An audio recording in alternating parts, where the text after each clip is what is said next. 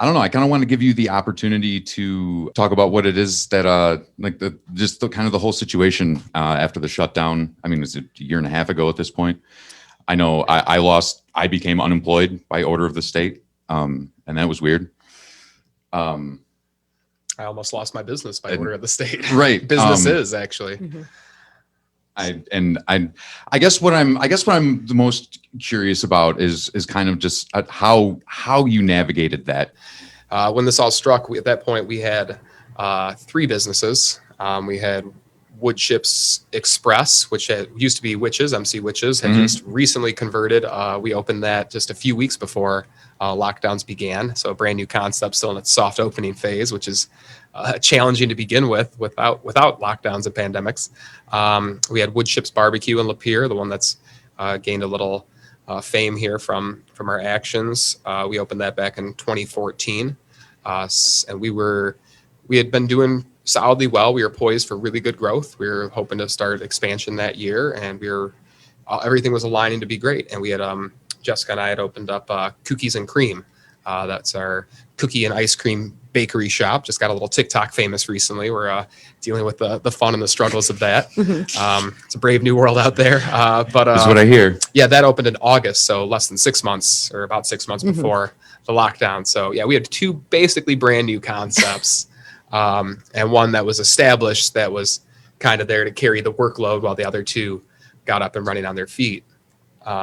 I mean, when notice of the lockdown hit, caught us, completely off guard. I think, like most people, we'd kind of sort of seen in the news something, but having seen this play out many times before, whether it was the first SARS or swine flu or any of the other avian flu, all the other things that were often kind of drummed up in the media, we just thought along those lines that it would be all right, take precautions. If you're sick, don't go out. It's right. Mostly overseas, lots of pictures of stuff happening there. But when it came to the order, it came so abruptly.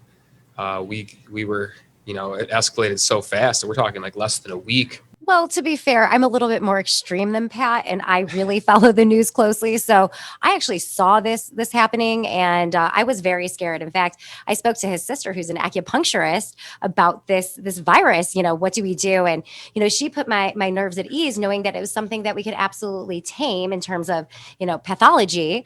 But I was concerned because I saw what was happening in our political sphere, and having these 2 parties really pitted against each other. And again, to Pat's point, we're neither of those parties. So for me, I was a little bit more on high alert about what was going to happen next. But, to his point, nothing like this had ever happened before. So we were just sort of waiting and patiently seeing what was about to happen. And yeah, it wasn't even really my realm of like a possibility. It's nothing like you plan for, in restaurants, you have your emergency plans off, fire, tornado, right. Armed robbery or something. But, like government order to shut down so that you exercising your right to have a job becomes a crime. That was a new one for us. I've been pretty solid, like consistent, in my opposition in general to the extended mandates of any kind. Like if it's a mask that's going to separate us from a disease ending civilization, it's probably going to end civilization anyways. Now, I had the decided fortune of one of my very best friends, someone I've known for more than 20 years now, happens to be an actual microbiologist, like an actual can get the science journals and read the stuff that's gibberish to me, and like actually look at the genome of the things and know what she's looking at.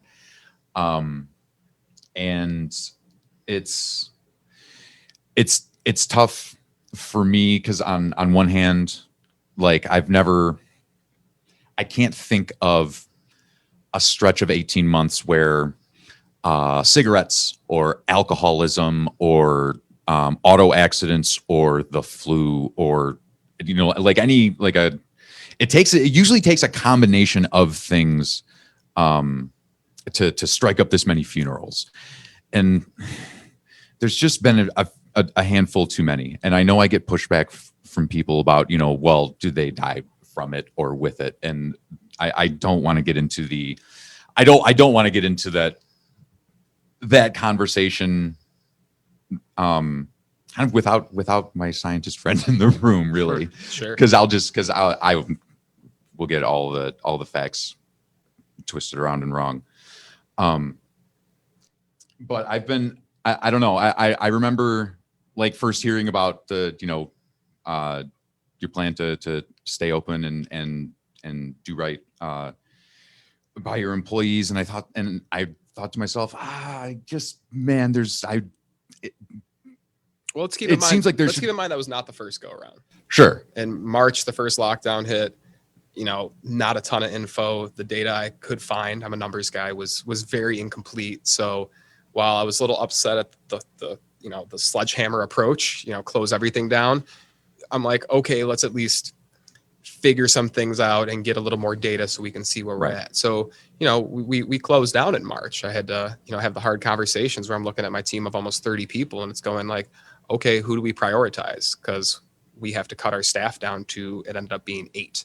So, and at this time there was no safety net. There's Michigan unemployment, which is not great. I got super lucky there. And actually Joe Kaiser, who I'm guessing you remember, maybe. So. I think so. He got me into this company called Peachworks right before they got bought up by this much larger company. It was like this restaurant management software program deal. And they ended up letting me go because the sales team for the big company never quite understood the product that I like got bought and I came with as a package deal.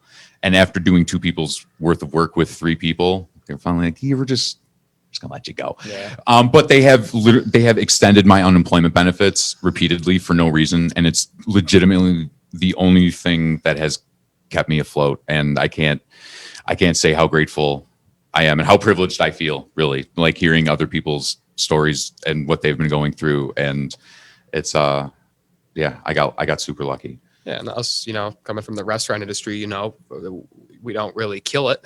We have no. I mean, there's some locations where our servers do really well, but when it comes to our hourly people, these aren't people that have lots of savings. The stat in America that a vast majority of people can't take a $500 hit. So you're talking, okay, we're going to cut your pay somewhere between 50 to 70%, and so what we did, we prioritized the single moms, the people that were the breadwinners of the family. Sorry, teenagers, where you guys gotta, and even for them, a lot of them didn't even qualify for unemployment, but at the end of the day, we have to take care of as many of the people that we thought had more people to take care of as we could.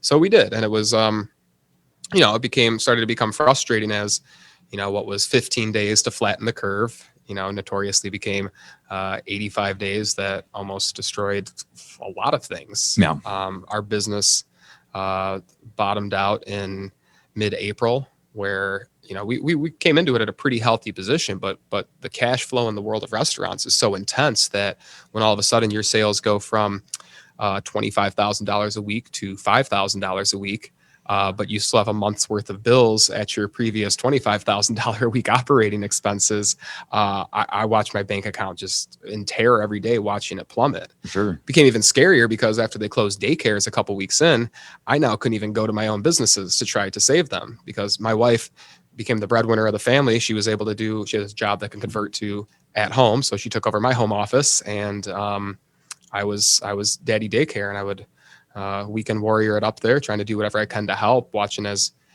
trying to keep people's spirits up and keep my business from collapsing. And yeah, it was late April or mid-April. I looked at my bank account and we hit the red.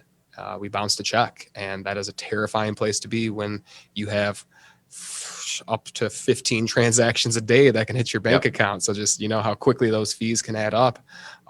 We were saved. As I was paying attention to like what the government was doing when they came out with the PPP, I'm like, this is the thing. I'm like, we have to get this. This is the only thing that can save us. So, and the way that they proposed it came from Congress, and then Trump signed it.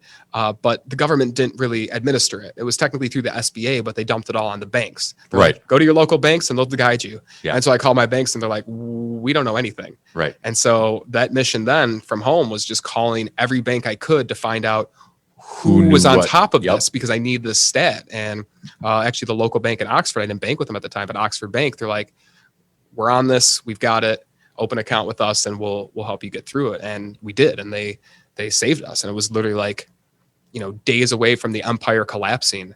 And that money came in and it was able to at least be able to cover, our labor expense for the next Right. 12 weeks or whatever it could be. But even with that just kind of prevented us from bottoming out at the time, because the PPP only really works if you're still able to generate revenue.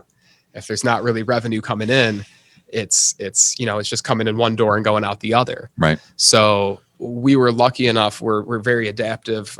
Jess handles my marketing from it. So, we sat down and, had a meeting, war room meeting with, okay, what can we look at our menu? We got this 8-man team. What can we do to it? It's like, and add to that the challenges that quickly became sourcing product. I was just going to say, I'm willing to bet your food costs, which is already the part that is I'm guessing the most, the part that fluctuates the most on your P&L sheet.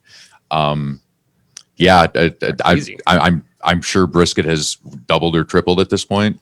Yeah, where we currently at, but even back then it was worse. My brisket went from, we were $2.50 to $3 a pound, shot up to 11.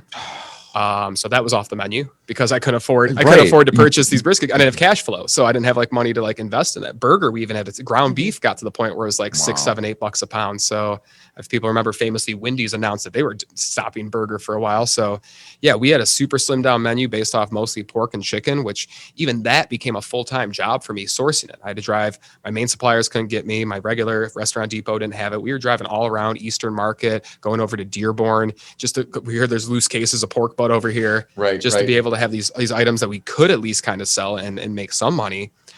We were able to come out with a second version of that menu that got a little more attention. At that point, we really doubled down on our focus on the community, we created the essential meal. So it was a safe, individually packaged meal at a very reasonable price. It was targeted at essential workers. We were giving them a really great price on it because, we knew a lot of people were dealing with, they were in a stressful position, whether it was, stock boy at the local grocer, or if you're talking, the RN that's been going six 15-hour shifts in a row.